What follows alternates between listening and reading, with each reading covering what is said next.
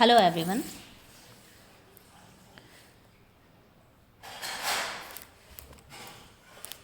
आज हम बात करेंगे बीए फर्स्ट ईयर के सेकंड पेपर ह्यूमन ज्योग्राफी की यूनिट 4 के टॉपिक डेमोग्राफिक ट्रांजैक्शन थ्योरी, जनांकिकीय संक्रमण सिद्धांत पर।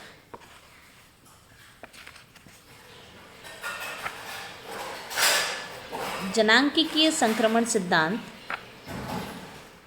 का जब हम अध्ययन करेंगे तो उससे पहले हमें जनसंख्या की संरचना क्या होती है उसके बारे में थोड़ा बहुत ज्ञान होना चाहिए,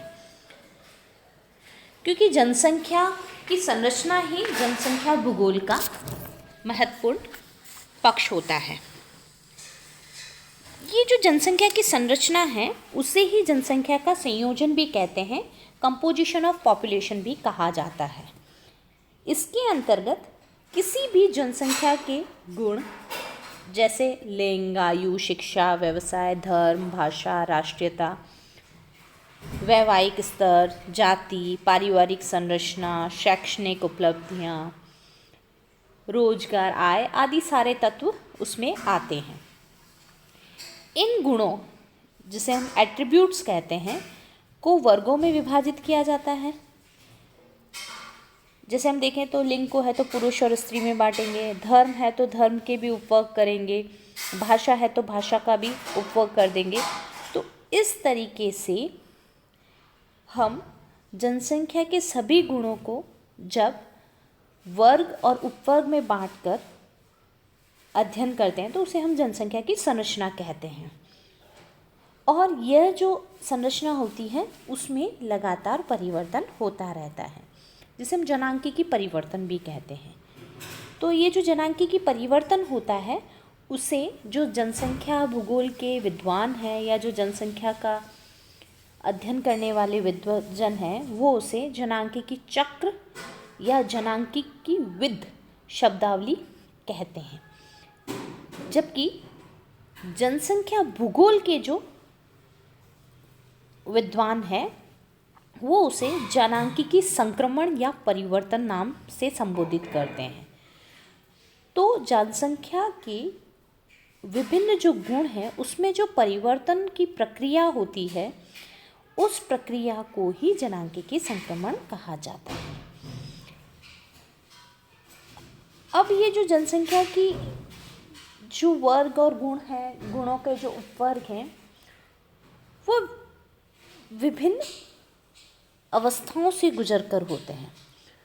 तो अब हम बात करते हैं कि जनांकिकी संक्रमण का एग्जैक्ट मीनिंग क्या है। तो जनसंख्या की समृद्धि जो होती है, जो जनसंख्या का डेवलपमेंट होता है, जो विकास होता है, वो पृथक पृथक अवस्थाओं से होकर गुजरता है। और ये जो सारी अवस्थाएं हैं वो उसके संक्रमण की या परिवर्तन की अवस्थाएं हैं, जो कि एक कालिक प्रक्रिया होती है, जिसे ही जनांकिकी संक्रमण कहा गया या जनांकिकी चक्र कहा गया। तो समय के साथ जो ये परिवर्तन की अवस्थाएं हैं उसे ही हम क्या कहते हैं, जनांकिकी संक्रमण या जनांकिकी चक्र या जनसंख्या चक्र। अब अगर इसको परिभाषित रूप में कहा जाए तो कहेंगे जनसंख्या परिवर्तन से संबंधित एक विचार जिसके अनुसार अधिक मृत्यु दर और अधिक जन्म दर वाले देशों में क्रमिक रूप से कमी होने से जनसंख्या की वृद्धि कम होती है, अर्थात जनसंख्या में स्थायित्व आता है, जिसके अंतर्गत जनसंख्या धीमी गति से बढ़ती है और ऊंची जन्म दर और मृत्यु दर द्वारा ये न होकर निम्न दर जन्म दर और निम्न मृत्यु दर द्वारा ऐसी परिस्थिति होती है। तो ये जो चीज़ है इसमें जनसंख्या में परिवर्तन को जन्म दर और मृत्यु दर से संबंधित करते हुए कहा गया कि जनसंख्या में स्थायित्व कब आएगा, जब या फिर तो अधिक मृत्यु दर हो और साथ ही वहाँ पर अधिक जन्म दर हो, तो भी जितने लोग मरे हैं, जितने अनुपात में लोग मरे हैं उतने ही नए जन्मे हैं, तो भी जनसंख्या स्थिर रहेगी। और दूसरी चीज़ तब आएगा स्थायित्व जब जनसंख्या की मृत्यु दर भी कम हो और जन्म दर भी कम हो, तो भी अनुपात दोनों का बराबर रहेगा और जनसंख्या की स्थिरता बनी रहेगी, ऐसा कहा गया। इन दोनों ही स्थिति में पुराना संतुलन जो है और नया जो संतुलन है वो दोनों बराबर रहता है। इस प्रकार जो ये प्रक्रिया होती है उसको हम क्या कहते हैं, जनांकीय संक्रमण कहते हैं। अर्थात जन्म दर और मृत्यु दर के द्वारा जो जनसंख्या में स्थायित्व रहता है, स्थिरता रहती है, उन और जनसंख्या में होने वाले जो गुणात्मक परिवर्तन हैं उनकी मुख्य अवस्थाएं वो सारी किसके अंतर्गत आती हैं, जनसंख्या संक्रमण के अंतर्गत आती है। ये जो जनसंख्या संक्रमण सिद्धांत है या जो ये कॉन्सेप्ट है, संकल्पना जो है, वो जनसंख्या भूगोल में बहुत महत्वपूर्ण है और इसका विकास एकदम से नहीं हुआ। अनेक विद्वानों ने इसके बारे में अपने विचार दिए, जिसमें Thompson, Blacker, Notestein, Caldwell, Coale, एडम हुअर आदि कई सारे विद्वान हैं जो पश्चिमी देशों के हैं और उन्होंने अपने अनुभवों के आधार पर इस पर अपने विचार भी दिए और सिद्धांत भी प्रस्तुत किए। परंतु जो सबसे ज़्यादा वैज्ञानिक और व्यवस्थित विचार था वो W.M. थॉमस ने दिया था, जो 1923 में था, और उसके बाद फ्रैंक W. नॉयस्टीन ने 1945 में इस सिद्धांत का प्रतिपादन किया। तो विचार जो था वो तो थॉमसन ने दिया और जो इस पे सिद्धांत था वो नॉयस्टीन ने अपना प्रतिपादित किया। इन दोनों जो विद्वानों ने अपने विचार दिए थे उनके तर्कों के द्वारा यूरोप, अमेरिका, ऑस्ट्रेलिया में जो प्रजनन दर और मृत्यु दर की प्रवृत्ति है उनको आधार माना गया था और इनके विचारों के अनुसार पिछली जो 3 शताब्दियां थीं जिसमें जनसंख्या में तीव्र गति हुई थी, उसका मुख्य कारण उन्होंने वहाँ और उस क्षेत्र में मृत्यु दर में गिरावट को माना था, जो कि आधुनिकीकरण और स्वास्थ्य सेवाओं में वृद्धि के कारण हुआ था। और इसके पीछे मेन कारण भी था छोटा परिवार, सुखी परिवार की जो भावना लोगों के अंदर व्याप्त हुई थी। इसके कारण उन्होंने ये निम्न मृत्यु दर से जो जनसंख्या में तीव्र गति से परिवर्तन आया उसको अपने सिद्धांत का प्रमुख आधार बनाया था। अब हम बात करें कि नॉवेस्टीन ने क्या कहा था। तो नॉवेस्टीन ने जनसंख्या के डेवलपमेंट की 3 अवस्थाएं बताई थी। पहली तेजी से ह्रास की अवस्था, तो population in the stage of तेजी से ह्रास की अवस्था बताई थी। दूसरा विकास की संक्रामक अवस्था बताई थी और तीसरा अधिक विकास की संभावना की अवस्था बताई थी।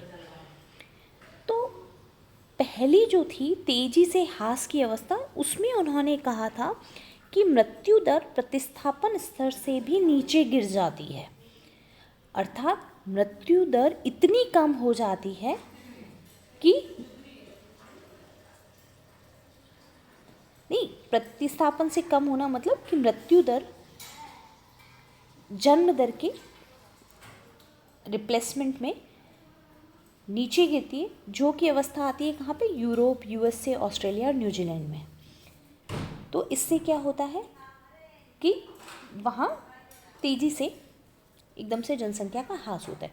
दूसरा विकास की संक्रामक अवस्था, अर्थात यहाँ जन्म और मृत्यु दर दोनों बहुत तीव्र है, तो विकास भी तीव्र हो रहा है, लेकिन जन्म दर में जैसे ही गिरावट आती है वैसे वैसे डेवलपमेंट बढ़ता जाता है। तो सोवियत रूस, जापान और लैटिन अमेरिका में ऐसी अवस्था देखने को मिलती है, उन्होंने कहा। और तीसरी अधिक विकास की संभावना की अवस्था, ये अवस्था वहाँ है जहाँ मृत्यु दर तो ऊंची और परिवर्तनशील है, जिसका प्रभाव जनसंख्या के विकास पर तो पड़ेगा ही, परंतु जन्म दर भी ऊंची है और उसके गिरने की निकट भविष्य में संभावना भी नहीं है। अर्थात दोनों ही इतनी हाई है और मृत्यु दर में फिर भी परिवर्तन हो सकता है, पर जन्म दर में संभावना घटने की नहीं है। ऐसी अवस्था पाई जाती है एशिया, अफ्रीका और लैटिन अमेरिका के अधिकांश देशों में। इस प्रकार ये जो सिद्धांत है वो उच्च प्रजनन दर और उच्च मृत्यु दर से न्यून प्रजनन दर और न्यून मृत्यु दर के जनांकीय प्रतिमान को प्रस्तुत करता है और जनसंख्या वृद्धि की एक जो चक्रीय अवस्था है उसको स्पष्ट करते हुए उस समाज को इंगित करता है जब कोई समाज अधिकांशतः जो ग्रामीण कृषि और अनपढ़ समाज के रूप में है और धीरे धीरे वो नगरीय और औद्योगिक साक्षर और आधुनिक समाज में प्रगति करता है, उसका प्रतिबिंबन करता है।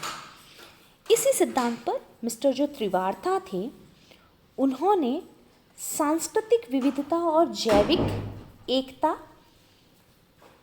को भी स्पष्ट किया था। उन्होंने कहा कि जैसे जैसे विश्व के विभिन्न भागों में हम जन्म दर और मृत्यु दर के प्रतिरूपों के जो अनुक्रमिक परिवर्तन को देखेंगे तो हमें उसमें एक जनांकीय परिवर्तन की विविध अवस्था मिलेगी, जिसका कारण वहाँ की सांस्कृतिक विविधता और जैविक एकता है, जिसके अनुसार जैविक दृष्टि से सभी मनुष्य समान हैं, सभी प्रजनन प्रक्रिया में अपने को लगाते हैं, किंतु वहाँ की जो सांस्कृतिक विविधता है वो उसके प्रजनन प्रतिरूप में भिन्नता पैदा करती है। इसके अंतर्गत और इसी के साथ उन्होंने जनांकीय परिवर्तन की 3 अवस्थाएं बताई। पहली पूर्व औद्योगिक अवस्था, दूसरी प्रारंभिक पश्चिमी अवस्था और तीसरी उत्तर पश्चिमी अवस्था। तो जनसंख्या संक्रमण जो सिद्धांत है या जनांकीय संक्रमण जो सिद्धांत है, डेमोग्राफिक ट्रांजिशन थ्योरी, वो मेनली जनसंख्या में परिवर्तन के विभिन्न अवस्थाओं को बताती है और इसका विकास क्या हुआ, इसका शाब्दिक अर्थ क्या है वो हमने देखा।